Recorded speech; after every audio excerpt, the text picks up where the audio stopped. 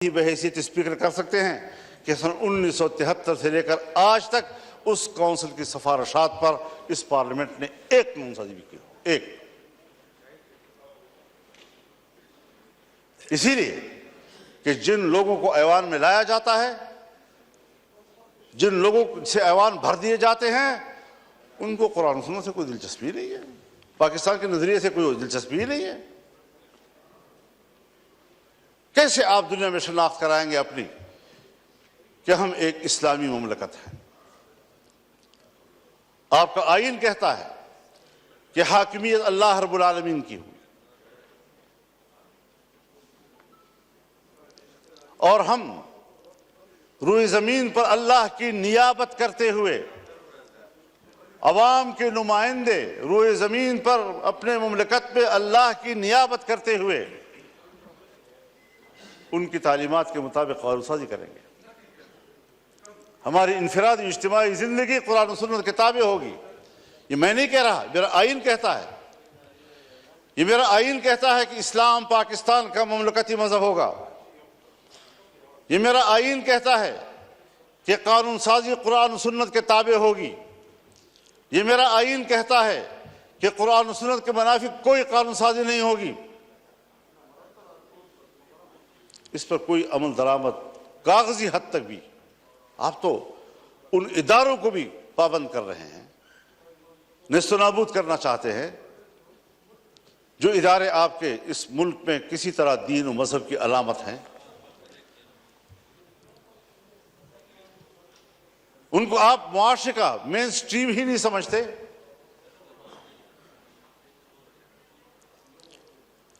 तो जिस नजरिए पर मुल्क कायम हुआ था 75 साल में, उसका भी जरा हिसाब लगा ले आप कहां खड़े हैं।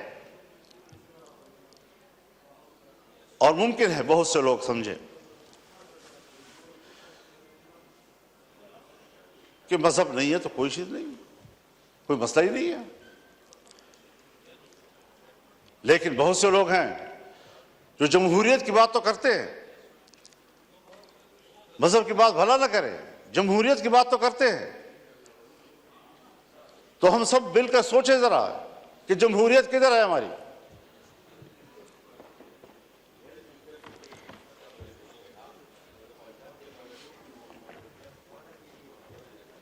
सन 1954-55 से 58 तक नीम मार्शल लॉ, 58 से लेकर 71 तक मुकम्मल मार्शल लॉ, 77 से फिर मार्शल लॉ, 99 से फिर मार्शल लॉ, और हम कंप्रोमाइज करते रहे।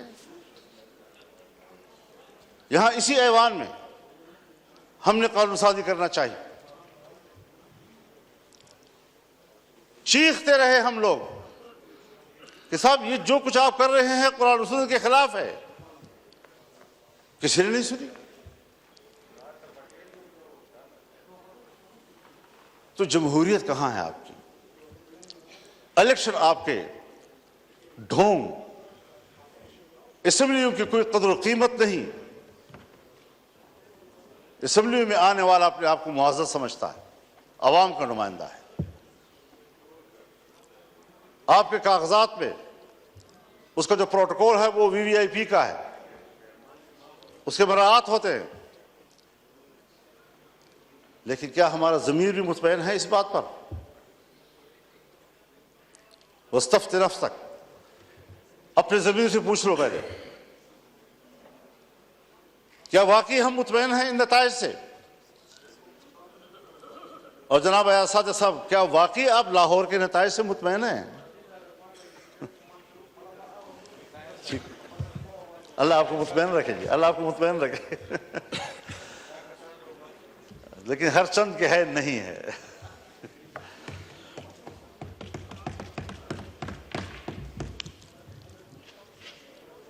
मईशत की क्या सूरत हाल रखती है? कर्जों पे हम जिंदगी गुजार रहे हैं, अपने वसाइल के करीब तक नहीं जाते। अमन और अमान नाम का कोई चीज नहीं है। मुल्क को किधर ले जा रहे हैं आप लोग?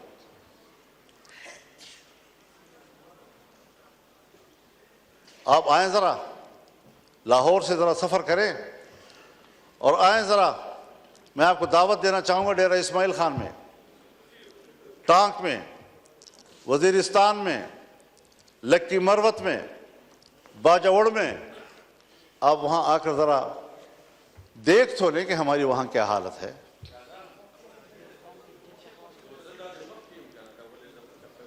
हमें तो इलेक्शन में निकलने नहीं दिया गया।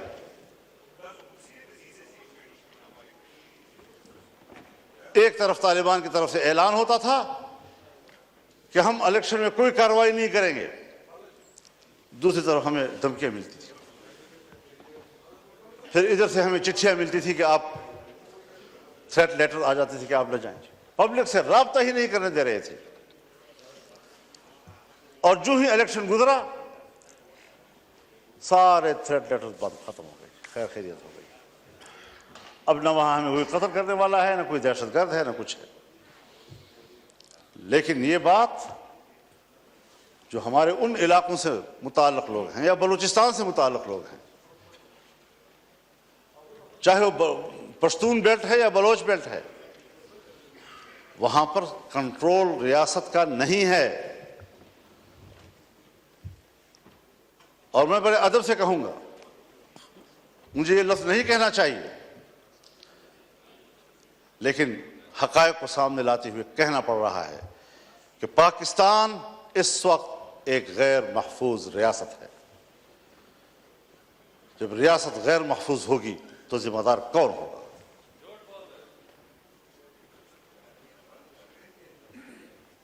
दहशतगर्दी के खिलाफ लड़ने की पॉलिसी बनाई जनरल मुशर्रफ साहब के दौर में। जो अमेरिका ने कहा वो हम पे मुसल्लत कर दिया गया, और आज तक उस पॉलिसी में कोई फर्क नहीं आ रहा। ऑपरेशंस हुए, तालिबान का खात्मा कर दिया, दहशतगर्द खत्म हो गए। आज उससे कई गुना ताकतवर बनकर कैसे आ गए?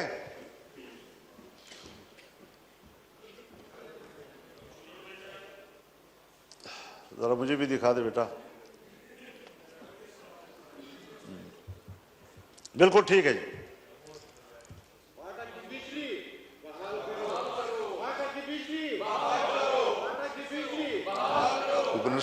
जी मौलाना साहब, जी मौलाना साहब, बस वो बोलिए हमारे।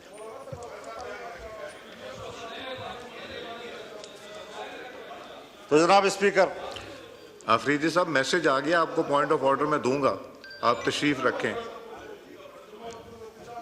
मैसेज हो गया है आफरीदी साहब, मैसेज हो गया। आपकी जमात ने नाम नहीं लिखा था, मैंने आपका नाम लिखा है, और ये इंपॉर्टेंट इशू है। मैं इसको टेकअप करूंगा। अभी मैं MQM के दोस्त को दूंगा, फिर आपको दूंगा।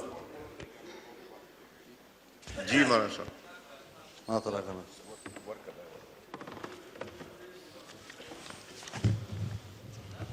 ये जो बात यहां की जा रही है जनाब स्पीकर, ये मेरे पॉइंट्स में लिखी हुई है, और आज भी मौलाना मिसबाहुद्दीन साहब मेरे पास तशरीफ लाए।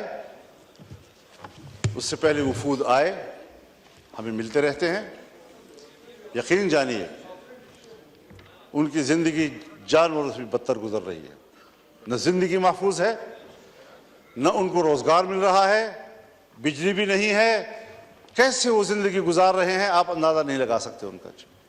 मेरे भी मौका देना चाहिए। जी मौलाना मिसबाहुद्दीन साहब को फिर आप मौका देंगे जी। तो सूरत हाल आज यह है कि अमन अमान किधर है आपका जी? मगरिब के बाद आपके थाने बंद हो जाते हैं, मगरिब के बाद पुलिस चौकियां बंद हो जाती हैं, आपकी सारी पुलिस महफूज पनाहगाहों में चली जाती है, और मुसल्लह ग्रुप जो है वो कंट्रोल ले लेते हैं पूरे इलाके का। क्या इस पर कभी गौर हुआ है? बस इलेक्शन है, बस अपनी मर्जी का ऐवान बनाना है, अपनी मर्जी की असेंबली बनानी है। किस लिए अपनी मर्जी की बनाते हो? वोट तो उलमाए किराम फरमाते हैं शहादत है, कोई कहते हैं अमानत है, कोई कहते हैं बयात है। तो यहां तो ना शहादत है, ना अमानत है, ना बयात है। बैत मेरे नाम पर करते हैं, बक्सा खुलता है तो किसी और के नाम पर बैत निकलाते हैं। अमानत आपके हवाले करते हैं, बक्सा खुलता है तो उसमें अमानत नाम की कोई चीज, खयानत ही खयानत होता है। शहादत में सदाकत होती है, जब बक्सा खुलता है तो सदाकत का नाम निशान नहीं होता, शहादत मरी पड़ी होती है। इस सारी सूरत हाल में हमें जरा बताए कहां हम खड़े हैं। बाजवा साहब फरमाया करते थे कि हमने बाढ़ लगा दिया है और अब कोई अफगानिस्तान न जा सकेगा न आ सकेगा। वो बाढ़ किधर है? उस बाढ़ पर जो अरबों रुपए खर्च हुए वो किधर हैं? कोई पूछ सकता है उनसे? और 30-40 हजार नौजवान यहां से कैसे गए उधर? 20 साल वहां लड़े, बाढ़ भी लग गया था, फिर वो उससे बढ़कर ताकतवर बनकर कैसे वापस आए? अफगानिस्तान से आप जरूर गिला करें कि हमने जिनको पकड़ा है, जिनको मारा है, उसमें अफगानी नेशनल भी हैं, बिल्कुल गिला करें आप उनसे कि उनकी सरजमीन से कैसे लोग इधर आए। उनसे कोताही हुई कि उन्होंने अपने सरहद पर उनको कंट्रोल नहीं किया, लेकिन आप भी तो सरहद पर बैठे हैं, आप क्यों नहीं रोक सके उनको? कैसे मुझ तक रसाई की और मुझ पर हमला कर दिया? कैसे आए और बाजौड़ में मैंने 80 लोगों की लाशें उठाई एक ही जलसे में? ये तल्ख वाकयात कोई हमें समझाए तो सही, क्या सियासत हो रही है? मेरे ख्याल में उसूल एक ही है, वही उसूल जो अमेरिका ने अपनाया है कि इस्लामी दुनिया में और कमजोर दुनिया में दहशतगर्दी और अस्करियत पैदा करो, और जहां पर कोई ऐसी अस्करियत पैदा होगी वहां पर अमेरिका को अपनी फौजें ले जाने का जवाब हासिल होगा। दहशतगर्दी उसकी जरूरत है। इस्लामी दुनिया पर अपनी गिरफ्त मजबूत करना, इस्लामी दुनिया में फौजें उतारना। आज तमाम अरब ममालिक के अंदर अमेरिकी फौजें मौजूद हैं, कहीं पर 5000, कहीं पर 3000, कहीं पर 2000, कहीं पर 1000, कहीं पर 500। कोई भी मुल्क ऐसा नहीं है अरब दुनिया का कि जिसके अंदर उनके फौज मौजूद ना हो, जिनके समंदर में उनके बेड़े मौजूद ना हो। पूरी इस्लामी दुनिया को कंट्रोल कर रहा है। क्या मतलब? मैं तो अमन के लिए जा रहा हूं, इंसानी हुकूक के लिए जा रहा हूं। कौन से इंसानी हुकूक? वो इंसानी हुकूक जो ग्वांटानामो में हमें नजर आए, जहां तुमने मुसलमानों को बरहना करके बंद कोठरियों में फेंका, जिनके बर्फ के तोदों के ऊपर उनको लिटाकर उनके ऊपर बैठकर सिगरेट पीते रहे। आज भी बगराम और शबरगान के उकूबत खाने उनके खून से लथपथ हैं। गवाहियां दे रहे हैं कि यहां क्या मजालिम किए उन्होंने। उनके सामने कुरान करीम को की तजलील की गई। कोई है जो इस पहलू पर भी बात कर सके? बस ये दहशतगर्द, ये दहशतगर्द, ये दहशतगर्द, और उसके मुकाबले में उससे बढ़कर दहशतगर्दी हो रही है और कोई उनको रोकने वाला नहीं है, ना उसको कोई बात करने वाला है। इराक में क्या किया गया? अबू गरैब जेल में क्या जिंदा इंसानों पर नंगा करके उन पर कुत्ते नहीं छोड़े गए?